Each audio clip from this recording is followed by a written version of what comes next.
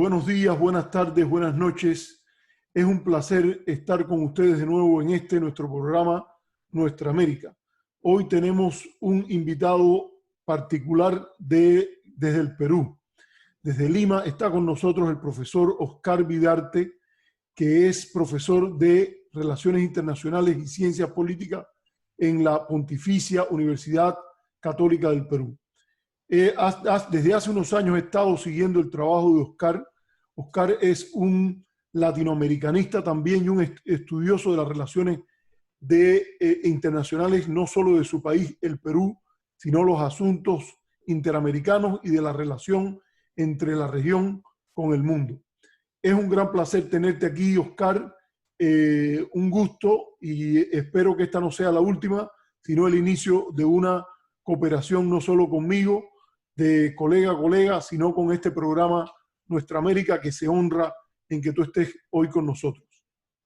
Arturo, muchas gracias por la invitación. Para mí es un placer estar aquí contigo y con todos tus televidentes.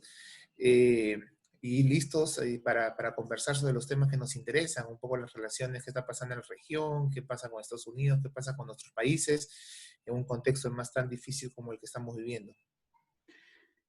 Oscar, algo que has tratado últimamente es las relaciones entre Estados Unidos y América Latina. Este programa lo hemos querido dedicar más a la idea de las relaciones interhemisféricas y tú al final hablaremos de tu artículo sobre la reciente elección o lo que está planteada como la elección a un nuevo presidente del Banco Interamericano de Desarrollo. Pero yo creo que eso es difícil entenderlo sin entender la coyuntura en Estados Unidos y la coyuntura en América Latina y los cambios que se han introducido a partir de la llegada a la Casa Blanca del actual presidente Donald J. Trump. ¿Qué puedes decir esto? ¿Cuál fue el contexto en las relaciones interamericanas en el cual Donald Trump arribó al poder? Bueno, hay que señalar algo para comenzar, y es que las relaciones entre Estados Unidos y Latinoamérica con el fin de la Guerra Fría, pues comenzaron a pasar a un segundo plano en la agenda estadounidense. Durante la Guerra Fría, Latinoamérica fue pues un espacio geográfico de mucho interés de Estados Unidos, en tanto el temor del avance comunista pues era evidente, y nuestra región jugaba un papel central en esos términos, para bien y para mal, pero jugábamos un papel central. Más aún pues el espacio geográfico mucho más cercano a Estados Unidos, hablo principalmente del Caribe. Sin embargo, con el fin de la Guerra Fría, y a pesar de que Estados Unidos ha seguido promoviendo políticas interesantes, algunas de ellas debatibles con respecto a nuestra región ha dejado de tener la misma importancia que tenía antes. Ojo, esto no significa que nuestra región no sea importante para Estados Unidos, claro que lo es, pero cuando yo hablo es de importancia relativa, es decir, en función de otras regiones emergentes en el mundo. Y es evidente que el Asia, el Medio Oriente, son regiones que han adquirido mayor importancia, digamos, en relación a lo que significa o ha significado la relación entre Estados Unidos y América Latina. Y yo creo que esto se ha visto en diferentes gobiernos, es decir, incluso en el gobierno anterior de Trump con Barack Obama, creo que esta línea ha continuado. Latinoamérica no es parte de las prioridades en materia de política exterior, más aún cuando sabemos que la política exterior norteamericana se construye o se ha construido en gran medida en función de sus intereses de seguridad. Y los intereses de seguridad de Estados Unidos hoy en día han pasado por otras partes del mundo, lo cual nuevamente no significa que en la región no haya un problema de seguridad y narcotráfico, por ejemplo, pero es obvio que justo post 11 de septiembre, otras regiones han sido mucho más importantes. Así que Donald Trump asume o llega a la Casa Blanca en un contexto en el cual la agenda entre América Latina y Estados Unidos viene pues teniendo ese proceso que yo acabo de desarrollar.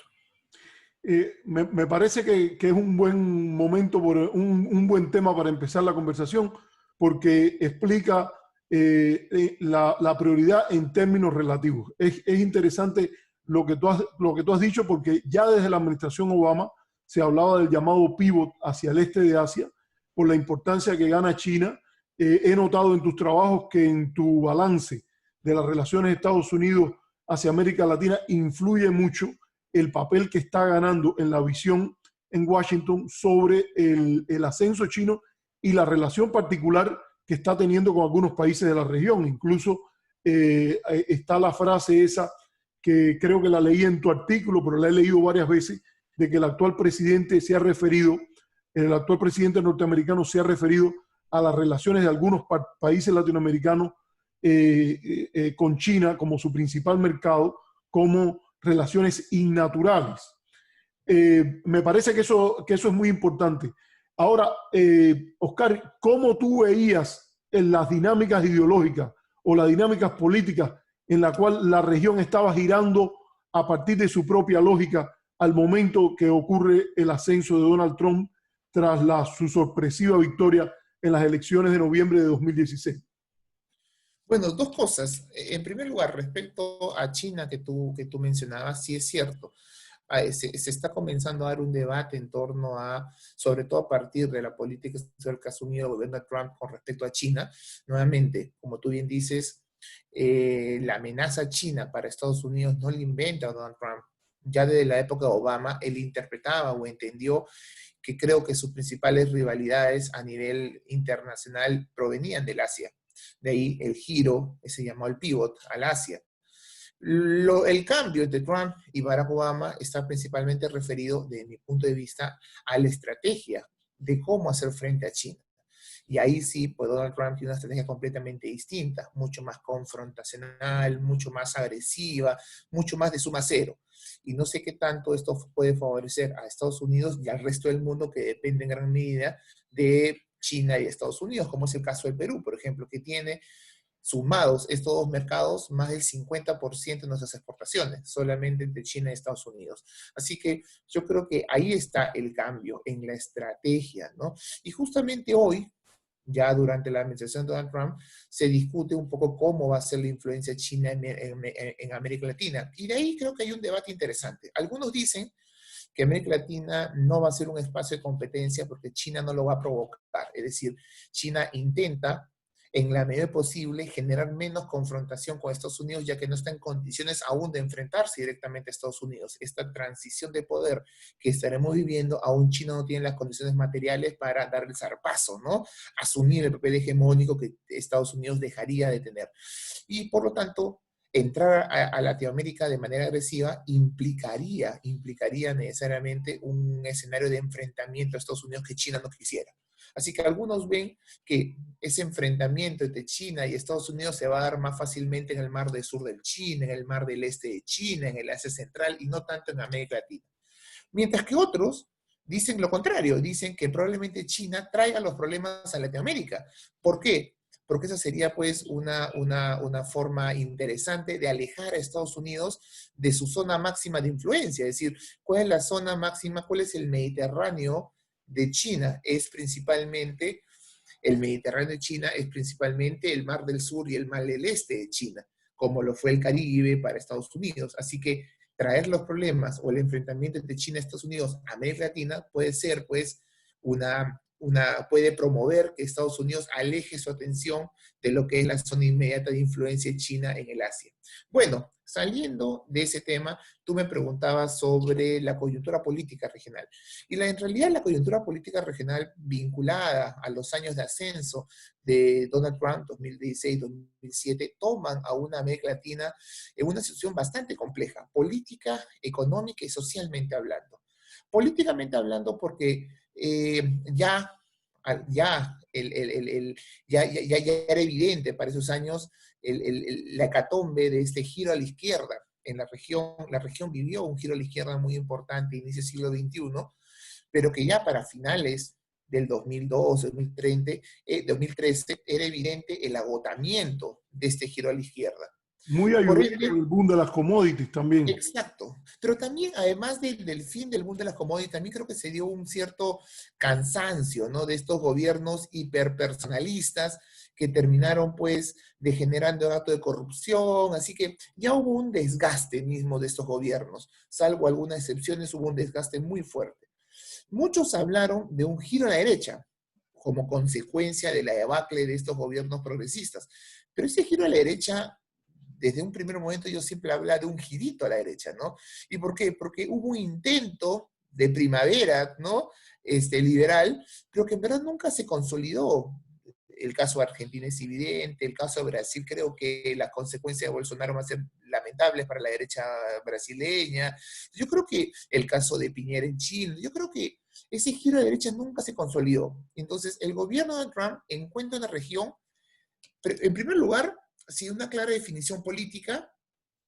Segundo lugar, sin claros liderazgos, porque los grandes liderazgos, México trató de ejercer un tipo de liderazgo a inicio de la segunda década del siglo XXI que finalmente no se concretó. El liderazgo brasileño, luego de la salida de Dilma Rousseff, pues se vino abajo. Argentina no ha podido asumir ese papel. El eje Caracas desapareció del espectro político.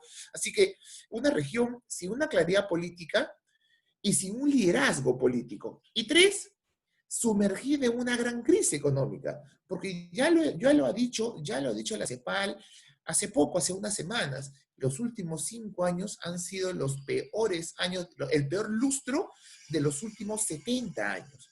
Y para el Fondo Monetario Internacional, estos últimos años han sido terribles, a tal punto que este año América Latina va a ser la región entre las emergentes que menos iba a crecer en el mundo. Y hablo prepandemia, post-pandemia, esto se repite con mayor aún gravedad. Así que la verdad es que el gobierno de Trump asume o llega al poder en un contexto que América Latina está fracturada, sin liderazgos, con una crisis en materia institucional terrible y entrando a una situación económica muy difícil que además va a tener consecuencias sociales como las que vimos en Argentina, como las que hemos visto en Venezuela, como las que hemos visto en Ecuador, Chile y Bolivia. Así que ese es un contexto para la región muy difícil, una región que se ha encontrado en sus últimos años de administración Trump en una situación muy vulnerable. No, yo a eso, primero me parece que has hecho un cuadro muy preciso de la situación que tenía la región, al cual habría que agregar que en parte como resultado de esos factores que tú aportas, hay una crisis del llamado multilateralismo latinoamericano.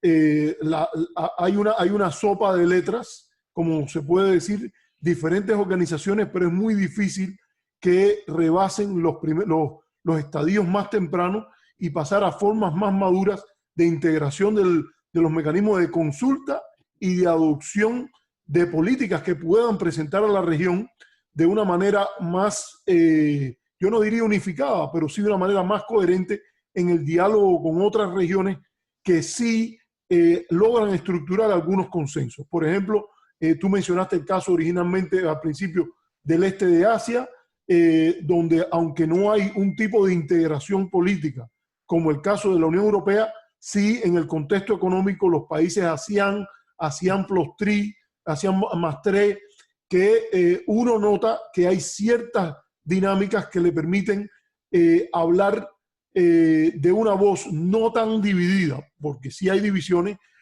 con el resto del mundo. Por no mencionar el caso de la Unión Europea, donde con todas sus crisis sí hay elementos importantes en los cuales están los 27, y una voz que algunas veces se dice la voz 28, que es la de la Unión, pero esa voz que es la voz de la Unión tiene una relación bastante importante con los diferentes estados que la componen. Yo quisiera insistirte un poco más en este tema de el juego de las grandes potencias, porque esto es central a nuestra disciplina. Yo creo que aquí hay elementos que se ha mencionado la llamada trampa de Tucídides al discutir en temas de seguridad el ascenso chino y el hecho de que incluso yo creo que en términos económicos hoy la economía china es la más grande del mundo. Los datos estaban dando que era la más grande del mundo y de buenas a primeras aquí en Estados Unidos y en muchos otros lugares dijeron esto no puede ser.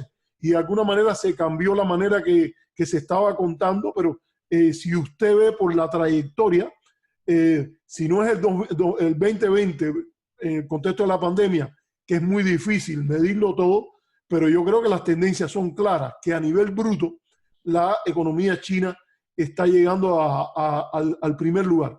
Por lo cual a mí me parece hasta poco realista desde el punto de vista de la administración de Trump pensar en que se pueda reducir el volumen de comercio que estaba creciendo, y no veo razón para que eso no siga ocurriendo entre los países de la región latinoamericana y China, particularmente los países grandes productores de commodities en Sudamérica. Estamos hablando de Brasil, Argentina, el propio Perú, que es tu país, que lo has mencionado.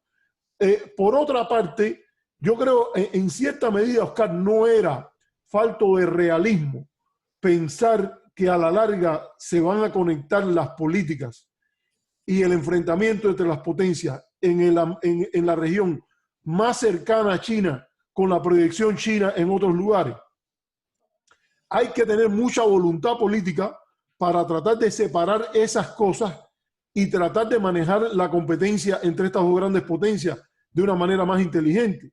Pero Trump inicia su campaña electoral y su relación, por ejemplo, su proyección hacia la Unión Europea, que es el aliado natural, incluso es el aliado formal por parte de la OTAN, en un rechazo a adoptar una estrategia multilateral. Incluso, hay que decirlo, la propia elección del 2016 incluye un rechazo a el acuerdo transpacífico, que es una pieza esencial en lo que tú llamaste un poco la estrategia, una estrategia, tú no sé si usaste la palabra ahora más inteligente, pero me pareció escuchar que lo decías, pero no sé si lo estabas diciendo exactamente cuando te referías a una estrategia más multilateral.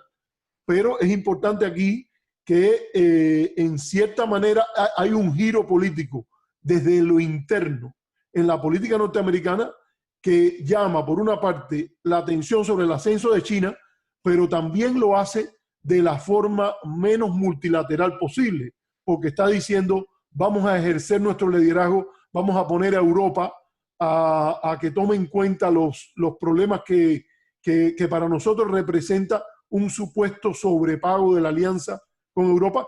Y las memorias del embajador Bolton en esto son claras. Trump, según Bolton, ve a la Unión Europea como China, pero más chiquita. Tan rival como China, pero más pequeña.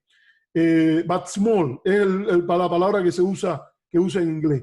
Entonces, creo que en cierta medida habría que apretarse el cinturón y saber que el momento unilateral, como lo llamó Charles Krauthammer, se estaba yendo, y habría que tratar de diferenciar un poco qué elementos de la política de Trump son propias de él hacia la región en términos de prioridad, en términos de proyección de seguridad, y en qué medida se trata de un movimiento en los sectores de consenso de política exterior en Estados Unidos.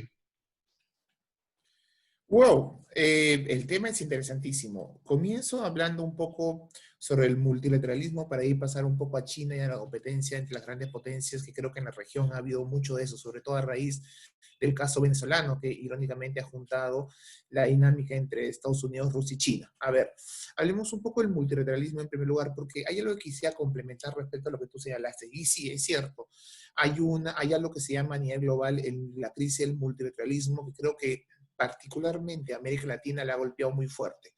Hoy en día en América Latina no existen, en general, Latinoamérica no tiene una tradición muy fuerte de construcción institucional, digamos. Hemos construido la región sobre bases institucionales, por lo menos en materia de organizaciones o regímenes, bastante endeble. Y eso desde tiempo atrás, desde muchas décadas atrás. Pero lo que vemos en la actualidad en realidad es preocupante. Uno analiza los principales organismos políticos, la CELAC, nadie sabe muy bien en qué anda la CELAC, la OEA, completamente deslegitimada y con una reelección, creo, del señor Almagro que le va a hacer mucho daño a la OEA. A nivel de integración, uno ve una Mercosur fracturada y paralizada, una UNASUR prácticamente desapareciendo, una comunidad andina, pues, inexistente, salvo para cosas muy básicas. Y en ese contexto parece que lo que emerge como la mejor expresión de integración o de articulación interestatal es la Alianza del Pacífico, aunque también viviendo tiempos difíciles, en tanto pues hay los 4 miembros tiene otras prioridades y asume una agenda mucho más compleja en este momento de su desarrollo. Así que cuando uno ve lo que pasa en la región, en realidad, ahora, el segundo problema que surge es que parece que la región está tratando de construir institucionalidad, pero sobre bases excesivamente intergubernamentales, como es la Alianza del Pacífico, porque nadie puede hablar de la Alianza del Pacífico como una organización internacional, a lo mucho es una herramienta de cooperación, pero completamente intergubernamental y de integración, salvo el Tratado de Libre Comercio, inexistente. Y ahora vemos la creación de Prosur, que nadie sabe si es más que un papel y medio, ¿ok? Sin embargo, nace a la luz de lo que es la experiencia de la Alianza del Pacífico, intergubernamental, que sirve básicamente para, como un órgano de consulta y para reuniones esporádicas de coordinación entre los estados y más nada, digamos. Así que yo tengo la impresión que no solamente en la región vemos una crisis institucional muy fuerte, sino que vemos también que las alternativas que estamos utilizando son alternativas que no están forjando o no están uniendo los países, sino que están promoviendo el intergubernamentalismo en su máxima expresión, digamos, ¿no? Que yo tengo, cuando uno piensa en ese Pacífico, uno piensa 4 países unidos en torno a un solo objetivo, pero la verdad es que cada país piensa de su propia forma. Hace un año recuerdo que vino una delegación china, ya que vamos a entrar a hablar de China, vino a los 4 países del Asia Pacífico y el balance fue: he hablado con 4 países distintos. ¿Dónde está la Alianza del Pacífico? Es decir, eran 4 países. La Alianza del Pacífico es igual a Perú, más Chile, más Colombia y más México. Y eso, la verdad, te habla poco de un sistema o de un espacio unificado, una voz común, como si la podemos ver, por ejemplo, en la Unión Europea. Y ya que mencionamos a China, y entramos por ahí, sí, el tema de China está causando un debate importante. Estados Unidos, la presencia de Estados Unidos en la región, básicamente durante el gobierno de Donald Trump, básicamente ha tenido 2 grandes objetivos. Uno, el tema venezolano, ¿ok? Y no creo, pensando en la democracia o en los derechos humanos de Venezuela, que es un asunto muy delicado, sino creo pensando principalmente en lo que significa Venezuela para los intereses de Estados Unidos, pues al más alto nivel, en la gran estrategia, digamos, en su relación con China y con Rusia. Porque justamente si América Latina en pocos momentos de la historia ha jugado o ha estado presente en lo más alto de la escena política mundial, por ejemplo, la crisis de los misiles fue un ejemplo de eso. Creo que en la última década Venezuela ha sido el único ejemplo en el cual América Latina se ha insertado dentro de lo que es el top de la política mundial. Es decir, hemos visto interés de poder de las grandes potencias en un escenario geográfico latinoamericano, como fue el caso de Venezuela o como fue en los 60, a inicios de los 60, la crisis de los misiles en Cuba. Y eso nos ha puesto en primera plana, digamos, dentro del debate internacional. América Latina no suele estar en la primera plana del debate internacional, o no hemos solido estar en la primera plana del debate internacional en las últimas décadas, ¿ok? Como ha sucedido con Venezuela. Así que yo creo que hay dos temas que a la administración Trump le ha interesado particularmente en su relación con América Latina. Uno es Venezuela y el otro es China. Y no hay reunión en la cual sea un secretario de comercio, sea un militar, sea cualquier autoridad, sea el secretario de Estado, sea el vicepresidente, que venga a la región y que tenga como principal discurso hablar de China mal y decir China no es un socio confiable, China es corrupto, los chinos se espían, los chinos no ofrecen el mismo nivel de amistad que nosotros históricamente le hemos ofrecido, etc. Y es que yo creo que la preocupación de Estados Unidos respecto a la influencia de China en el mundo y también en América Latina se ve con cada vez mayor presencia. ¿Y por qué? Porque cuando uno ve las estadísticas de la última década, se da cuenta que la presencia china lentamente, sin tratar de cuestionar abruptamente los intereses de Estados Unidos en la región, lentamente va consolidándose. Y eso también en parte gracias a la propia globalización económica, es decir, los intereses de China comerciales y los intereses de nuestra región con China son cada vez más importantes. Yo recuerdo a un ministro de Economía peruano hace un par de años durante el gobierno Humala decir en una sesión del Congreso: yo le prendo una vela todos los días a China. a la economía china, y es que si la economía china se caía en el contexto de 2013, 2014, pues la economía peruana también. Y creo que gran parte de las economías latinoamericanas se encuentran en esa condición. Entonces tú piensas en China, no solamente en términos comerciales, piensa también como inversionista. En la actualidad, China es el principal inversionista en minería en el Perú, para citar y darnos cuenta que el Perú es un país minero. Y así China tiene inversiones en Argentina, en Brasil y en todas, en actividades estratégicas de intereses para ellos, sea en puertos, sea en el agro, en la soya, sea en minería, sea en petróleo. Y en tercer lugar, China se ha consolidado como uno de los principales financistas. Es decir, si Ecuador, Argentina y Venezuela han sobrevivido los últimos 6, 7 años, es gracias al capital chino. En otras palabras, vemos cómo el centro del poder financiero que había sido pues canalizado por Occidente y especialmente por Estados Unidos, comienza a dar paso a una presencia asiática, ya sea directamente de China y probablemente en el futuro a partir de bancos financieros, bancos multilaterales de origen o de influencia asiática, lo cual no me cabe duda que es el destino de la próxima década. Así que uno ve ese mapa de la última década y claro, Estados Unidos siente que va perdiendo lentamente, sin darse cuenta y sin una política agresiva de China, va perdiendo lentamente la región. Entonces Estados Unidos asume un papel. Ahora, a pesar de todo lo que he dicho, como bien lo decía en la pregunta anterior, creo que la respuesta de Estados Unidos durante la administración Trump es una respuesta que me parece ser no solamente agresiva, sino que creo que tampoco termina siendo poco inteligente, ¿no?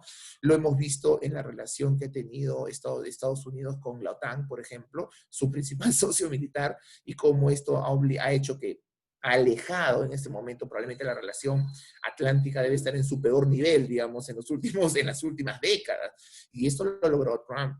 El TPP que tú mencionabas, para Barack Obama, el TPP no era solamente un instrumento económico, era un instrumento de competencia con China. Es decir, el TPP competía con el RCEP, que promovía China, y de alguna manera era el balance, ¿no?, de China en el Asia-Pacífico. Pero eso no lo entendió Donald Trump, lo entendió solamente como un mecanismo comercial que no me favorece y lo desconoció. Así que uno ve que esta política agresiva, poco inteligente, no sé si está favoreciendo a Estados Unidos. Y en cuanto a Latinoamérica, la pregunta es, ¿qué nos ha ofrecido Donald Trump? Y la verdad es que la agenda latinoamericana, si ya venía mal desde los 90, hoy se encuentra en su peor momento. No tenemos una agenda cooperativa. ¿Por dónde pasan los grandes ejes de cooperación entre Estados Unidos y Latinoamérica en este momento? Salvo por los temas que le interesa a Estados Unidos y desde su propia perspectiva, la migración, por ejemplo, el narcotráfico, pero de una perspectiva dominada por cómo lo entiende Estados Unidos, no hay una agenda de cooperación. Pareciese que lo mejor para la región en este momento es, mientras Estados Unidos o Trump menos interesen en nosotros, es lo mejor, digamos, ¿ok? Hasta que pase el temporal. Y eso no favorece ni a la región, ni a Estados Unidos, ni a la construcción del liderazgo de Estados Unidos en el mundo. Así que no favorece a nadie. Pero en esa situación estamos, lamentablemente. Mira, yo creo que has tratado varios temas. Yo ahora lo que voy a hacer es que has dicho lo que tú identificas como las prioridades de Estados Unidos y su relación con la agenda regional, y quisiera precisarte algunas cositas, y lo que quiero es que las voy a mencionar una por una. Te agregaría el tema de México. México sí es un país que estuvo en la campaña electoral muy presente, en la campaña electoral de 2016, como tú mencionabas, el tema migratorio, también el tema de las drogas, incluyendo las medicinas no debidamente recomendadas por los doctores, pero que tienen un impacto en la epidemia de opioides, que es como se dice aquí no recuerdo ahora la palabra exacta, como con contenido de opio. Opiáceos. Opiáceos sería, ¿no? Y yo creo que ese habría que agregarla a la lista, porque México es un país que tiene su propia relación con Estados Unidos a partir de la creación del Tratado de Libre Comercio. Es la primera vecindad, la frontera que podríamos decir Estados Unidos le dedica más atención, y que tiene connotaciones de seguridad, de la nueva agenda de seguridad, pero también de la antigua agenda de seguridad histórica, que son importantes. Yo quisiera decirte que en ese sentido, en el caso de Venezuela, sí es importante el cambio que se da. Yo diría incluso no con Trump solo, sino con la llegada del asesor de seguridad nacional John Bolton a la Casa Blanca.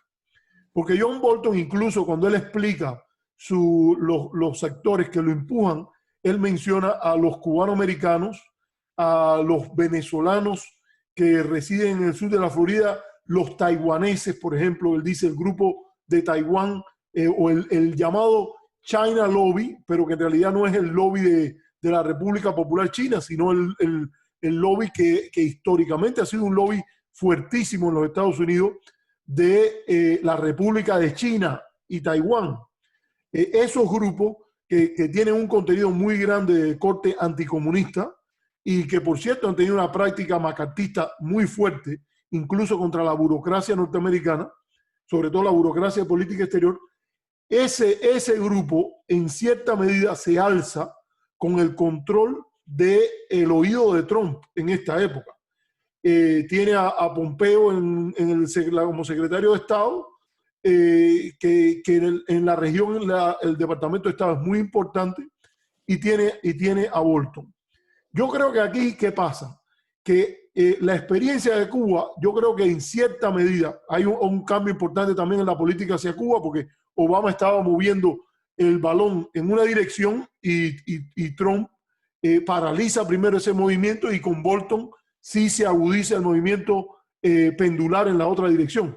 Pero si aquí había por lo menos un debate en la administración Obama entre si lo mejor era darle un tratamiento al gobierno de Maduro en que lo más importante sería garantizar la continuidad del ejercicio electoral de manera tal de que un ejercicio electoral monitoreado internacionalmente podría preservar para ambas partes, para el propio gobierno venezolano, pero también para las fuerzas opositoras y las fuerzas internacionales, el mecanismo de revisión del ejercicio legítimo del poder a través de ejercicios electorales más o menos monitoreados internacionalmente, y al mantener el vínculo con Estados Unidos, la gran dependencia de la exportación petrolera a la refinería de Citgo en New Orleans, el vínculo entre PDVSA y Citgo como una empresa norteamericana, por lo menos mantenían una atracción hacia el polo norteamericano,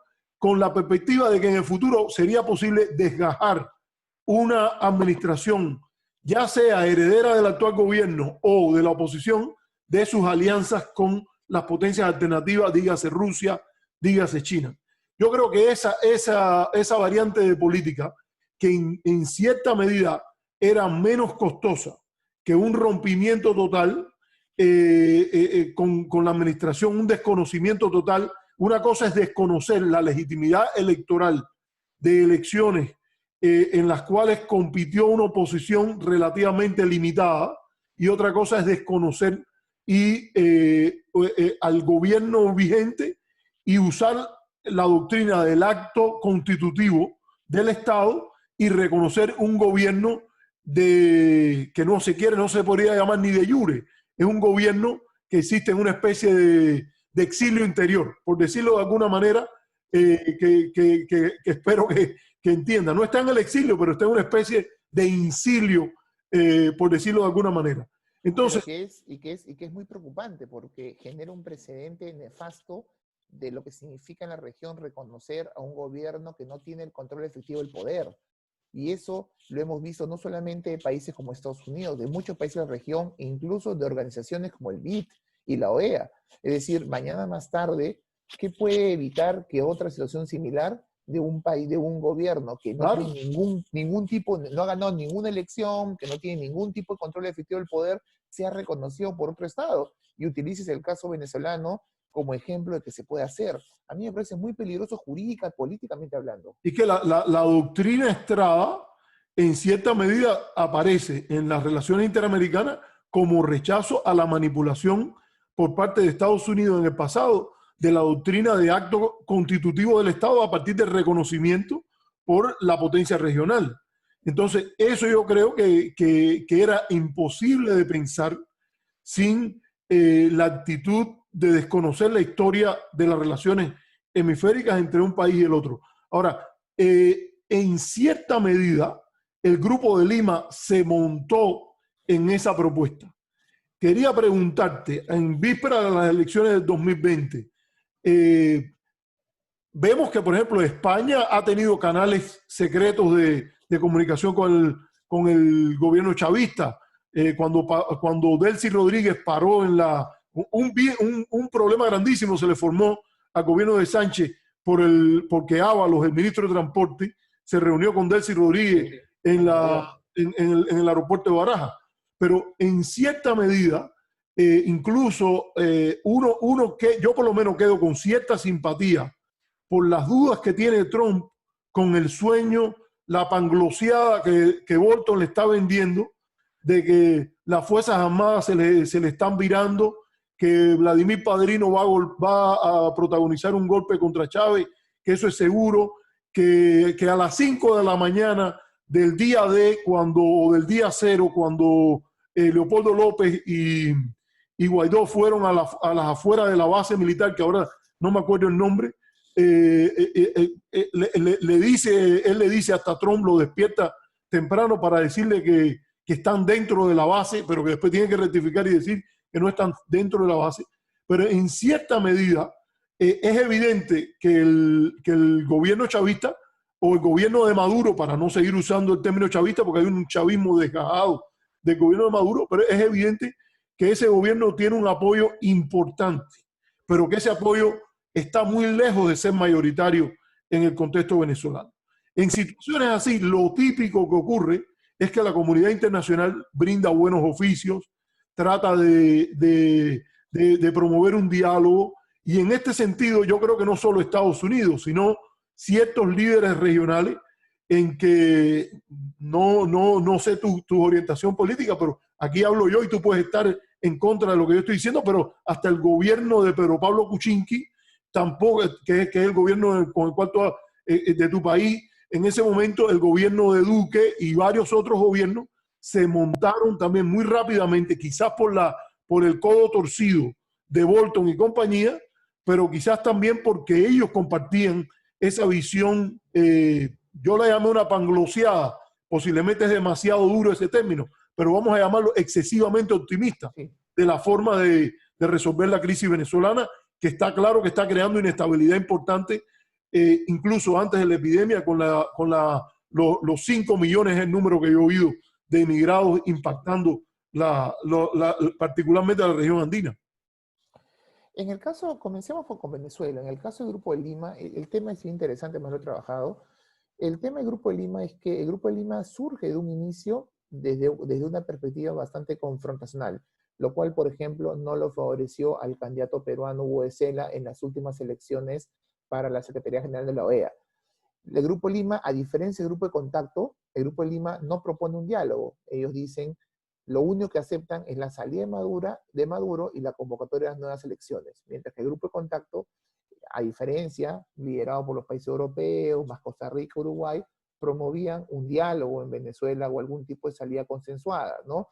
Diálogo que se llevó a cabo, que también fracasó, como muchos otros. El Grupo de Lima parte de la premisa de que ya se ha realizado, ya se han promovido muchos diálogos y todos han fracasado. Así que esas posiciones claramente demostraban que la región estaba fracturada en torno a Venezuela, lo cual finalmente favorecía a Maduro. Y en ese contexto Estados Unidos se alineó, sin ser parte, se alineó con el Grupo de Lima. Sin embargo, el Grupo de Lima fracasa. Y yo creo que fracasa por dos razones grandes. La primera razón es que no tuvo el impacto interno que esperaban en Venezuela. No hay ninguna transformación en Venezuela que se pueda pensar si es que no hay una gran articulación interna. Y lamentablemente la población venezolana, luego de las grandes manifestaciones de hace 2 años, hace 4 o 5 años, ha quedado muy desgastada. Además, la misma oposición venezolana está muy fracturada internamente, y además se ha dividido y en algunos casos han demostrado su acercamiento al chavismo. Así que eso por un lado. Pero lo segundo que termina afectando al Grupo de Lima grandemente es Estados Unidos. Porque Estados Unidos asume en un momento de la historia, en un momento, después del primer año de Donald Trump, asume una posición que implicó el uso de la fuerza. Y no necesariamente el Grupo de Lima comulgaba con este discurso belicista de Estados Unidos, que además la amenaza al uso de la fuerza, como todos sabemos, está prohibido, pues jurídicamente hablando.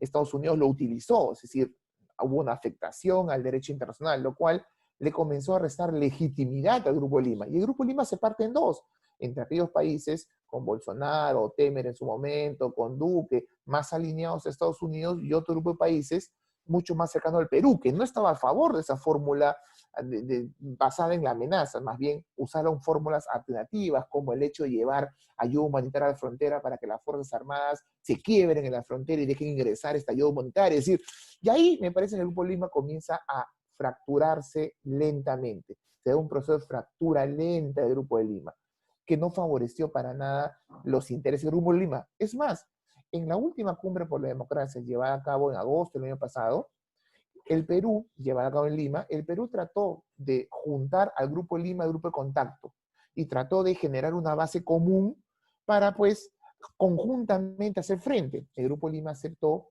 la posibilidad de diálogo. El Grupo de Lima fue cambiando y acercándose al Grupo de Contacto. Pues, ¿qué sucedió? Un día antes de esa cumbre, a la cual asistieron el secretario de Comercio y el secretario de Defensa de Estados Unidos, un día antes Estados Unidos implementa sanciones ya no contra líderes del chavismo, sino sanciones contra la economía y contra Venezuela. ¿Cuál fue la discusión en Lima? Nadie discutió sobre los puntos en común entre el Grupo de Contacto y el Grupo de Lima y qué hacer y cuál puede ser la estrategia para hacer frente a Venezuela. La discusión fue las sanciones y las consecuencias de las sanciones en países preocupados por la migración, como es el caso de Brasil, Ecuador, Perú, Colombia, Panamá. Así que Estados Unidos ha sido un factor disociador de lo que ha sido, de la estrategia inicial del Grupo de Lima e incluso de su desarrollo, a tal punto que el Perú y el liderazgo que el Perú asumió un momento, un liderazgo que a mí me pareció súper interesante, porque es un liderazgo en un contexto en el cual, estamos en el año 2016, en un contexto en el cual, digamos, en otro contexto el Perú no lo podía haber hecho. Porque un escenario como el de Venezuela hubiera sido asumido por México, por Brasil, por Argentina, pero en 2016 ninguno de estos países está en la capacidad de hacerlo. Entonces, ¿qué otra potencia mediana ahora podría asumir el liderazgo? Chile nunca lo ha asumido, Colombia tiene sus problemas bilaterales con Venezuela, el Perú lo asume. Para mí, para fines de la política peruana, me parece súper interesante que el Perú asuma liderazgo en un tema que no solamente tiene impacto regional, sino tiene impacto mundial. Entonces, el Perú o la política peruana asume un papel predominante. Lamentablemente, ya después de 4 años, hemos visto que esa estrategia falló, no ha tenido las consecuencias que todos esperaban, y Maduro sigue en el poder. Y sigue en el poder porque, además de los factores que he señalado, la división en la región y la falta de articulación interna y la debilidad de la oposición, Maduro ha logrado consolidar un nicho de poder entre militares y sectores de seguridad y paramilitares que lo mantienen en el poder y que a pesar de todo lo que se ha venido diciendo, de las fracturas militares, lo único que hemos visto son fracturas de subalternos, de militares de segundo nivel, y no hemos visto fracturas al más alto nivel. Así que eso explica un poco por qué Venezuela y Maduro siguen el poder. Tú mencionaste el caso además de, a mí me parece interesantísimo, de México. ¿Y por qué es interesante México? Porque México demuestra cómo una política más pragmática como la de AMLO da mejores resultados que la política de Peña Nieto. En el mundo ideal, Peña Nieto debió ser un aliado de Trump y AMLO el peor enemigo de Donald Trump. Y lo que vemos en el mundo real es todo lo contrario.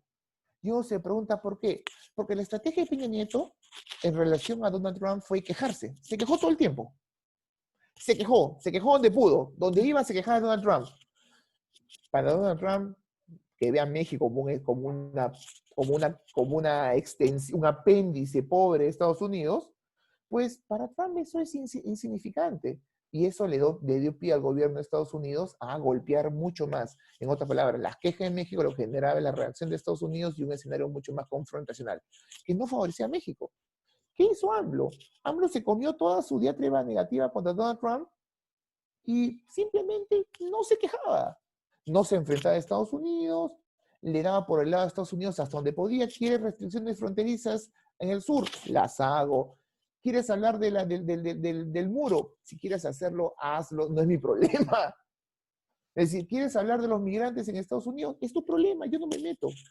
Yo creo que en el caso ya, me parece que lo que has hablado de Venezuela es una buena explicación del tema. Yo agregaría, ahí es donde yo pondría una cosita más, es que más que la misión de la comunidad internacional, y yo creo que es importante en esta última reunión que hubo el Grupo para la Democracia, es que se empezó a hablar más de una salida a esta crisis de corte electoral. Y a mí me parece que ese es importante. Lo que habría que rectificar en última instancia es un ejercicio electoral en el cual la oposición desconoció el ejercicio, poniendo sobre la mesa elementos muy importantes que evidenciaban que el juego estaba sesgado de una manera ya más allá de cualquier idea de justicia. Yo creo que eso es importante, y desconoció de ir, o sea, una parte importante, sobre todo la parte más importante de la oposición, puso sobre la mesa elementos que ilustraban un sesgo de parte del gobierno que desnivelaban el juego a niveles insospechados.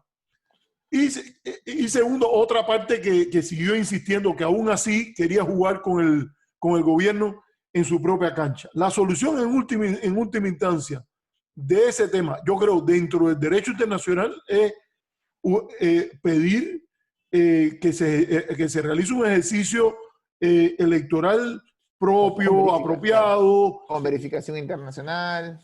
Exacto, con monitoreo y verificación internacional. Un problema grande que hay ahora para eso, que yo quisiera nada más que presentártelo, porque quizás después tú puedas hablar en eso antes de tratar el tema de México, es que el secretario general de la OEA le ha hecho ha desprestigiado mucho ejercicios que habían ganado en bastante credibilidad. Sí. Lo ocurrido en Bolivia, lo propio en Nicaragua, él avaló ejercicios electorales en los cuales había una interpretación muy difícil de aceptar de una decisión de la Corte Centroamericana versus una decisión interna o un reglamento interno, un estatuto constitucional que prohibía la reelección presidencial, y que ocurrió en más de una ocasión. En Honduras. En la propia Honduras también. Y yo creo que esos son elementos. Su participación en el tema de Cuba, donde desde la Secretaría General de Joao Baena Suárez, César Gaviria, Miguel Ángel Rodríguez no jugó un papel muy importante porque estuvo ahí prácticamente calentando el asiento, pero incluso con José Miguel Insulza se había avanzado en la corrección de la decisión de la resolución sexta de Montevideo, y se había procurado al menos que la OEA tuviera la puerta abierta a Cuba. Hoy, ¿cómo se llama? Luis Almagro, por decirlo de una manera discreta, si la administración Trump dice salta, Almagro pregunta ¿dónde? No. Sí, te digo algo ahí. Y eso se resume en una simple palabra, en dos palabras: pérdida de legitimidad, ¿no? Y la verdad es que el accionar de Almagro, y es una de las cosas que más se cuestionaban de él, era que él dejó su papel de diplomático, de secretario general de la OEA, y asumió muchas veces un papel de activista, lo cual lo alejó o sacó a la OEA del juego. Lo peor que puede pasar para un organismo internacional que no cuenta con herramientas coercitivas para hacer frente a una situación, y esto los que sabemos un poco de política internacional lo entendemos, lo peor que puede pasar a un organismo que no tiene mecanismos coercitivos es que te saquen del juego. Y si te sacan del juego, simplemente lo ves el problema desde la ventana, gritando o llorando, pero sin tener ninguna participación en la solución del problema. Y eso es lo que pasó con la OEA. Es decir, cuando uno veía a Almagro sentado junto a la esposa de José López, ¿ok?, se convirtió en activista. Dejó de lado su papel de secretario general de la OEA para asumir un papel de activista contra Venezuela. Y eso no es defender a Venezuela, es entender cómo funciona un organismo internacional para hacer frente a este tipo de escenarios. Hay mucha gente que no lo entiende, te dice, estás apoyando al régimen venezolano. No, para nada, para mí es un régimen completamente autoritario, pero el papel de la OEA tiene que ser mucho, el secretario general de la OEA tiene que ser mucho más inteligente para hacer frente a este tipo de situaciones. Pero cuando uno ve lo que hizo en Bolivia, primero dando un respaldo a Morales y luego apoyando unas conclusiones que han sido muy cuestionadas después del tiempo, sin Y cuestionar mucho lo existiendo que la pasa en posibilidad de una Honduras. segunda vuelta, porque ya hay Exacto, que decir, se había llegado a la posibilidad de una segunda vuelta. exacto. Do- Entonces, la do- verdad es que a mí me da mucha pena, y por eso decía hace un rato que mis perspectivas en materia, en cuanto a lo eran perspectivas bastante negativas, porque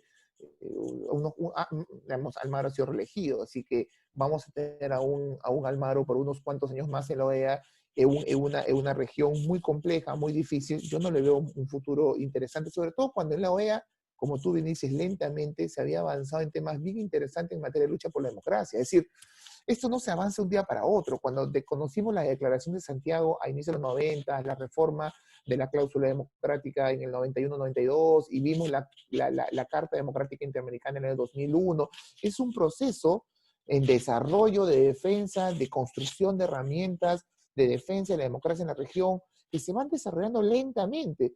Yo tengo la impresión que la OEA no va a ser un foro con legitimidad para discutir estos temas en los próximos 4 o 5 años, y eso me causa mucho temor. Viendo el tema de México, yo creo que con Trump es difícil saber qué funciona, porque él es bastante impredecible. Yo creo que en el caso de AMLO parece que le ha funcionado mejor.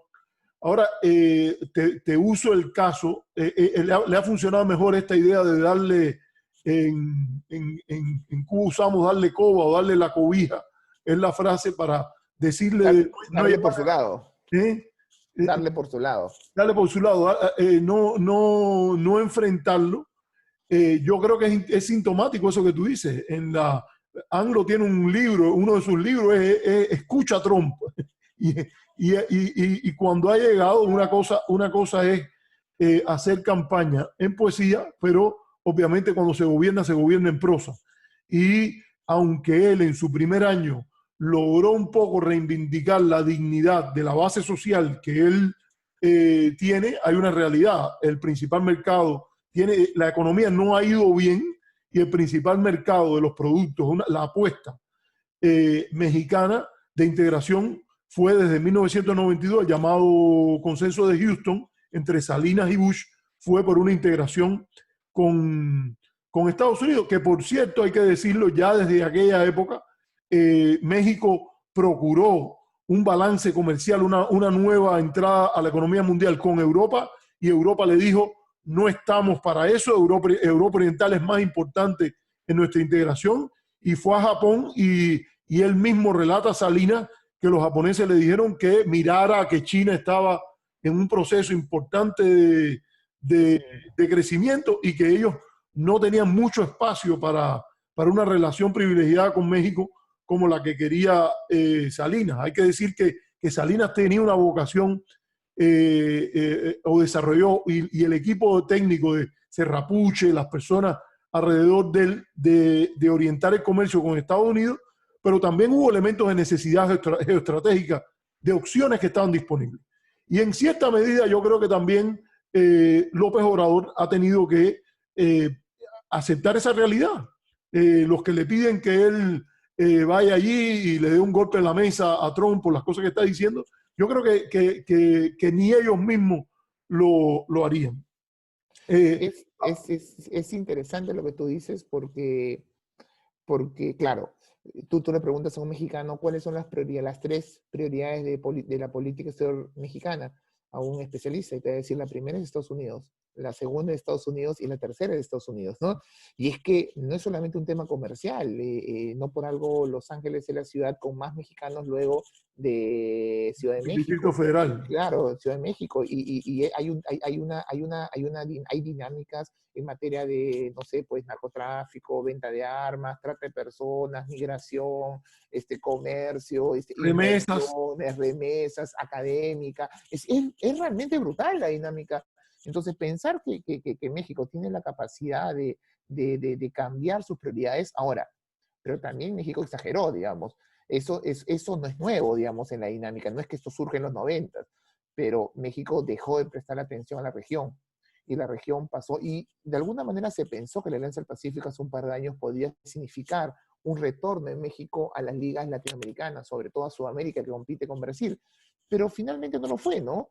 No lo fue. Sin Yo diría que ha embargo, empezado. Yo diría, Oscar, que hay que mirar con interés porque ya desde la época, si tú lo ves, por ejemplo, desde Cuba, la política de Vicente Fox, de decir, y de Castañeda, de decir, de Estados Unidos, con Estados Unidos depende todo, tenemos que mirar allí, como tú dices, ellos lo interpretaron como que debían estar del lado de los Estados Unidos en todo lo que fuera posible. No era posible en la invasión de Irak, porque México no va a participar en una guerra junto a Estados Unidos, yo creo, contra nadie. Por la historia, todo ese tipo de cosas, hasta el elemento constitucional.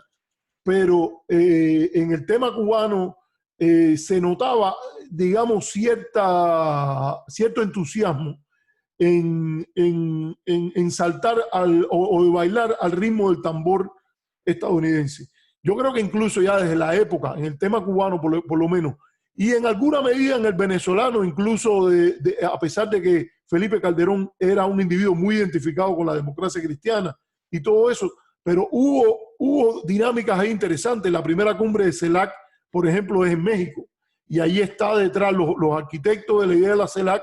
En cierta medida es un México que está pensando una política distinta, y Peña Nieto, la política exterior de Peña Nieto también tiene elementos de continuidad que van en esa dirección. Yo creo que sí, pero hay ¿sabes lo que que mirar esas sucede? cosas con interés.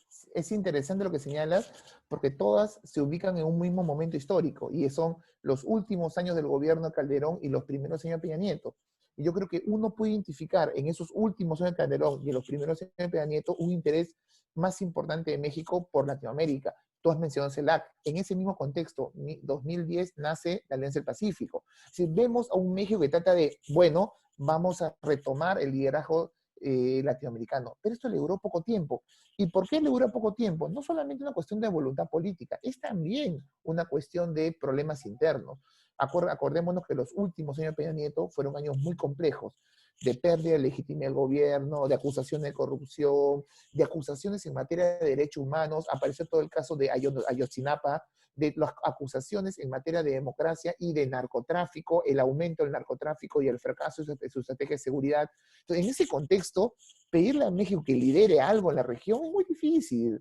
Y además te viene Trump, que de alguna manera te malogra por completo la agenda con Estados Unidos.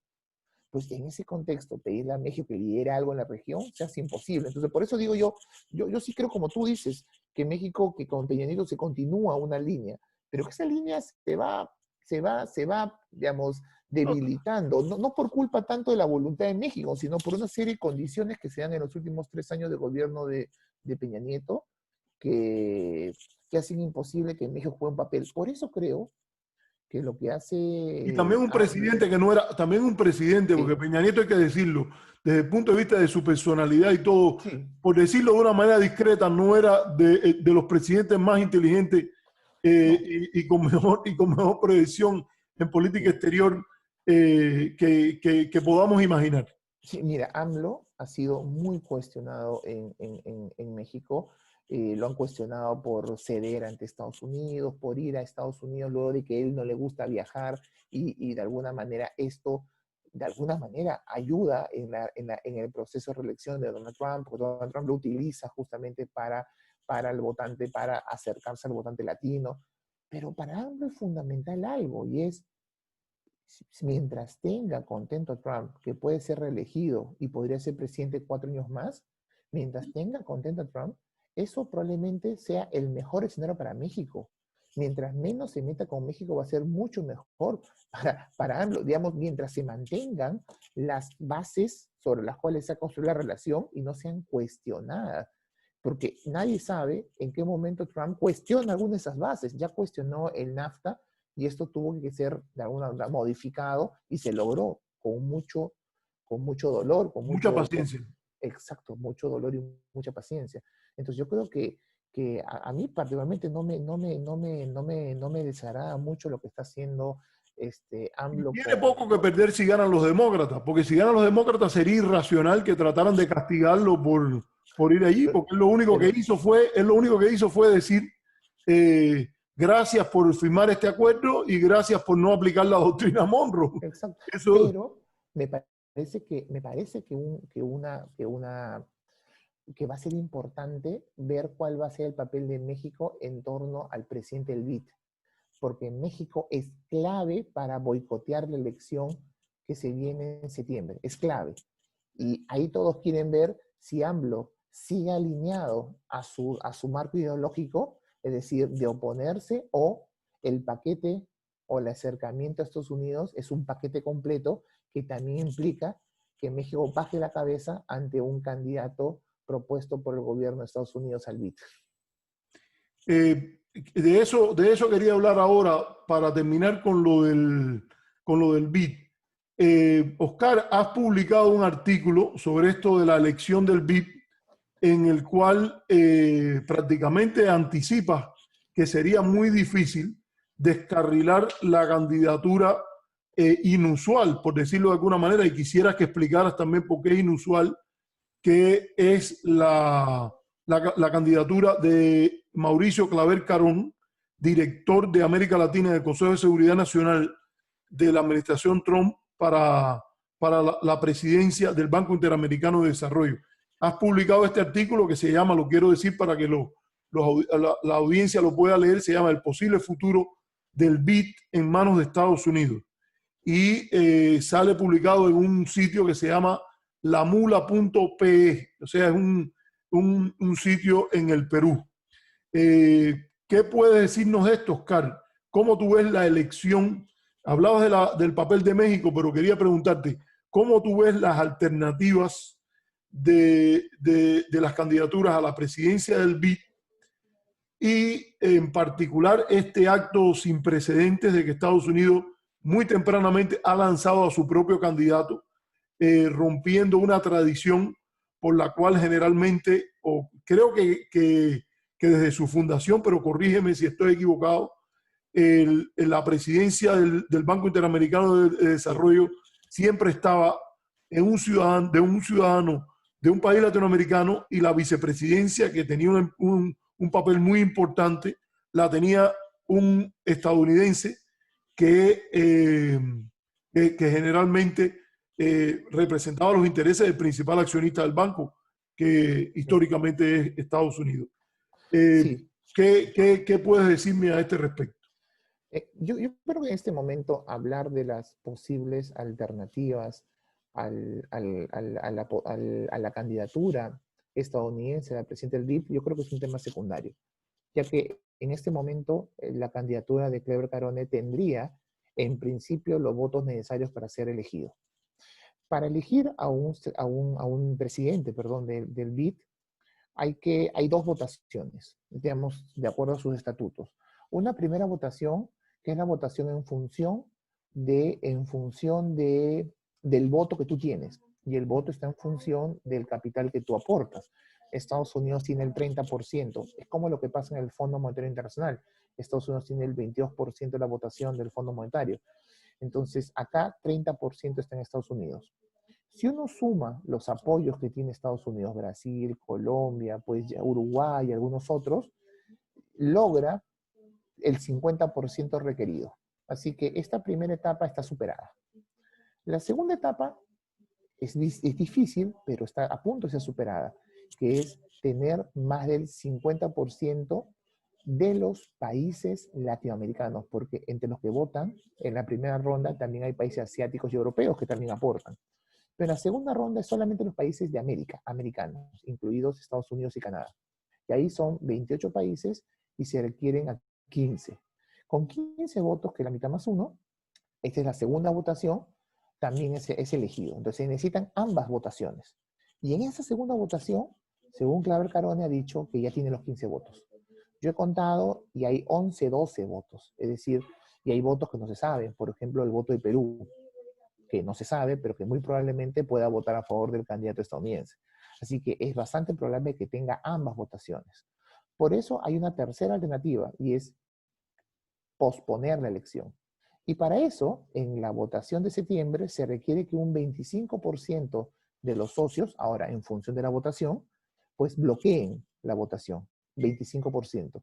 Y por eso es fundamental el comentario que ha hecho, el comunicado que ha sacado la Secretaría de Política Exterior de la Unión Europea, que ellos están pidiendo que se aplace la elección. Y cuando uno suma a los países europeos, más México, más Argentina, más Japón, logran ese 25% que pueden bloquear la elección. Por eso te decía hace un rato que la posición de México es fundamental en esta ya desesperada salida por posponer la elección. Porque el problema de elegir a Claver Carone tiene muchos problemas. ¿Okay? En primer lugar, uno diría, y en las redes lo he visto, pero ¿qué hay de malo que, o sea, qué de raro que el que ponga el dinero que no quiera tener también el control? El dueño de la pelota, pues no. Si tú eres el dueño de la pelota, tú eliges los equipos, pues no. Si no, te vas con la pelota, pues es como que lógico, ¿ok? Bueno, ¿por qué eso se No es entendía que lógico tenía? porque el juego pierde legitimidad. Exacto, porque ese es el problema, porque el juego pierde legitimidad. Y en este caso, la legitimidad se construyó con un organismo que si bien está financiado principalmente por Estados Unidos, pero que para evitar estos temores latinoamericanos del continuo intervencionismo o que este organismo sea utilizado como una herramienta intervencionista de Estados Unidos, que ya lo es, dicho de paso, o ya lo ha sido, pero que no sea utilizado de manera pues burda, se coloca a un presidente latinoamericano y a un vicepresidente estadounidense, con lo cual le da algo de legitimidad al organismo para mantenerse al margen de los intereses de Estados Unidos. Lo que está haciendo Trump es rompiendo por completo esa lógica, ¿no? Y esa lógica finalmente afecta el liderazgo de Estados Unidos en América Latina. Finalmente termina sucediendo eso. Y así este sujeto sea elegido, creo que el liderazgo de Estados Unidos termina debilitándose a la luz de romper una tradición que creo que tenía un sustento, tenía una base, tenía una idea detrás, que era muy importante en la relación Estados Unidos.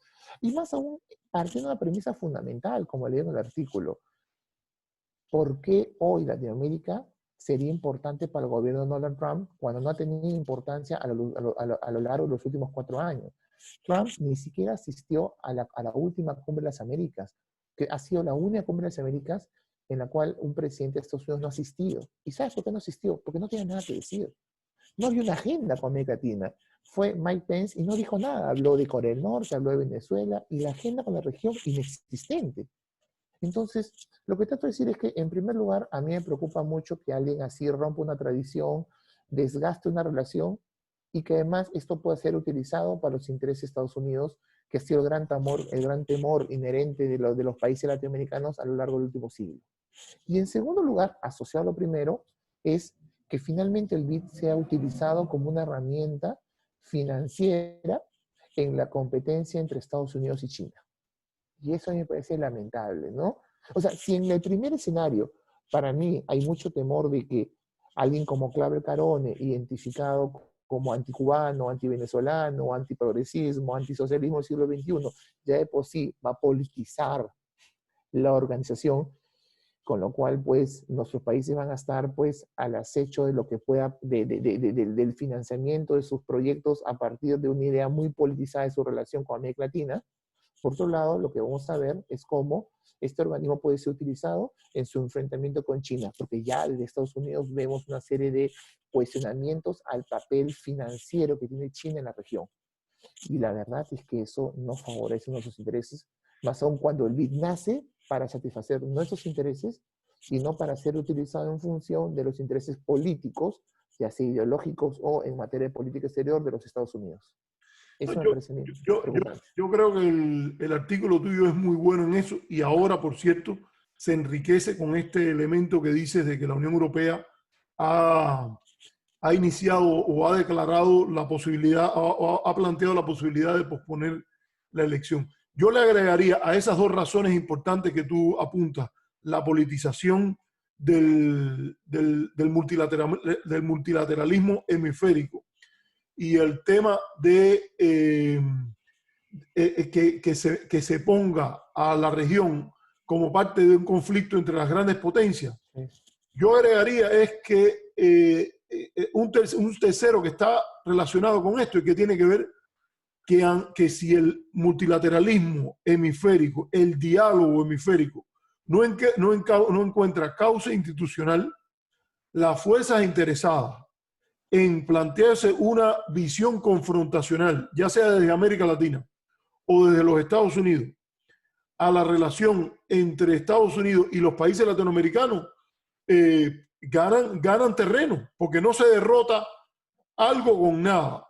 Si lo que está ocurriendo ahí son factores, esos dos primeros factores que tú apuntas, bombardean, socavan desde abajo la viabilidad de un diálogo hemisférico legítimo en el cual los intereses de América Latina, de los diferentes países de América Latina y los intereses de Estados Unidos puedan por lo menos tener un diálogo al 100%, porque te puede no gustar a Luis Alberto Moreno, pero él es un latinoamericano, a lo mejor no es de las tendencias que le guste a ciertas personas, pero cada vez que se va a tomar una decisión, él compensa la condición de estar dialogando con el vicepresidente que representa al principal accionista del banco con el hecho de que institucionalmente todo tiene que pasar por él porque él es el presidente.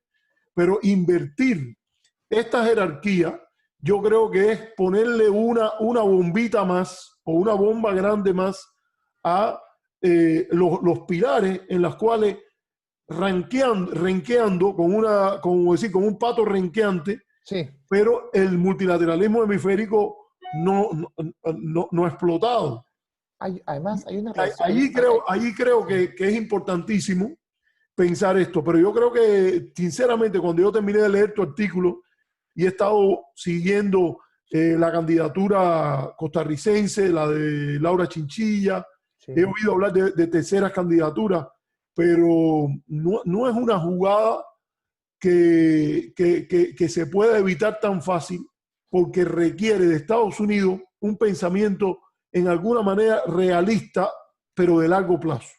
No es Además, realista a corto plazo, implica principios de autolimitación. El pensamiento realista en relaciones internacionales, el mejor pensamiento realista, cuando vamos a los clásicos como Morgenthau, hasta incluso con el mismo Waltz, hacen referencia a la importancia de que los poderes sean conscientes de sus limitaciones. Y en este sentido, a mí me parece que estamos ante una administración que no cree en luces rojas. Además, hay un tema muy práctico, si no te das cuenta. Si es que Clever Carone es elegido y luego Trump pierde la presidencia, vamos a tener un gobierno demócrata que probablemente tenga una política con América Latina totalmente distinta. Es decir, tampoco creo que vaya a cambiar tanto la política con América Latina. Sí, pero yo distinta. creo que, pero va a ser distinta. Por ejemplo, imaginemos que comencemos un deshielo con el régimen de La Habana, de Cuba. Pues la pregunta es, ¿qué tanto Clever Carone desde el BID puede ayudar en ese deshielo? Probablemente poco, porque Clever Carone se ha mostrado claramente en contra de cualquier tipo de acercamiento a Cuba. Así que podemos tener una administración Biden que no va a estar, que no se va a apoyar en una herramienta como el BID para la implementación de su política exterior con América Latina. Y eso también no nos favorece a nosotros, digamos, como latinoamericanos. Esto es muy práctico, ¿no? Muy práctico. Ahora, seamos sinceros, el BID ha tenido muchos cuestionamientos, ¿ok? Cuestionamientos ideológicos, cuestionamientos económicos. El propio apoyo que el BID le ha dado al régimen de Guaidó para mí ha sido nefasto, ¿ok? Muy influenciado y muy obligado por Estados Unidos. Yo creo que el BID, pero sin embargo, pese a eso, históricamente el BID ha funcionado como una herramienta. Y que ahora el BID sea puesta o pueda ser utilizada en este enfrentamiento entre China y Estados Unidos, como tú bien dices, nos pone a nosotros cada vez más contra la pared, que es el escenario donde creo que ningún país latinoamericano quiere estar, contra la pared, tener que elegir entre China o Estados Unidos. Yo creo que vamos caminando hacia eso. Es decir, la administración Trump ha hecho todo lo posible por alejarnos de China. Y la presencia de China en la región claramente cada vez es más importante. Hace 10 años, nuestro principal mercado era Estados Unidos. Hoy, nuestro principal mercado es China, solamente para hablar en términos comerciales. Entonces, por lo tanto, yo creo que ese escenario de enfrentamiento al cual podemos estar llegando y de necesidad de tomar posición por alguna de las partes, creo que va a poner a la región una disyuntiva muy difícil políticamente hablando, ¿no? Hay gente que dice que no, que las grandes potencias no tienen interés en países como los nuestros. Mentira. ¿Acaso en la Guerra Fría Angola no era importante en la lucha por el poder o Afganistán no era importante en la lucha de poder entre Estados Unidos y la Unión Soviética? Por supuesto que lo eran, y eran países pobres, alejados del mundo. Pues cuando hay competencia entre grandes poderes, Perú, México, Cuba, Venezuela, somos países importantes. Yo creo que podemos estar llegando a ese escenario que a mí particularmente me genera mucha tensión. Oscar, yo creo que hemos agotado el tiempo del programa. Wow. Yo creo que ha sido una riquísima conversación. Me ha gustado también como lo hemos terminado, porque también es algo en que insisto cada vez que presento en las conferencias de estudios internacionales, que es la gran estrategia de las grandes potencias. Tiene que incluir la relación entre ellas, pero si uno ve la historia, hay mucho drenaje de recursos, falta de viabilidad de proyectos, no solo por lo que Paul Kennedy llama la sobreextensión relativa, sino también por el maltrato. Cuando digo maltrato no me refiero solo a maltratar a los otros, sino por el maltratar, el mal manejar relaciones asimétricas con países, particularmente en la vecindad, pero también con pequeños países en otras áreas. Hay diferentes lecturas, por ejemplo, desde la guerra de Peloponeso, con Tucídides, hasta ahora, de lo que es, por ejemplo, no manejar bien la relación con neutrales, no manejar bien la relación con pequeños estados, con poderes medios, etc. Así que ha sido un gustazo, porque ha sido una discusión de la coyuntura, pero también una discusión basada en los pilares teóricos, los fundamentos de la teoría de relaciones internacionales y por decirlo de alguna manera, en todo lo que tú hablas siempre hay un bagaje de historia latinoamericana y de historia de tu propio país que es admirable. Ha sido un gusto. Me despido y solo quiero rogarte que no sea la última. Hasta luego. Arturo, un placer y estoy a tu disposición cuando lo desees. Gracias.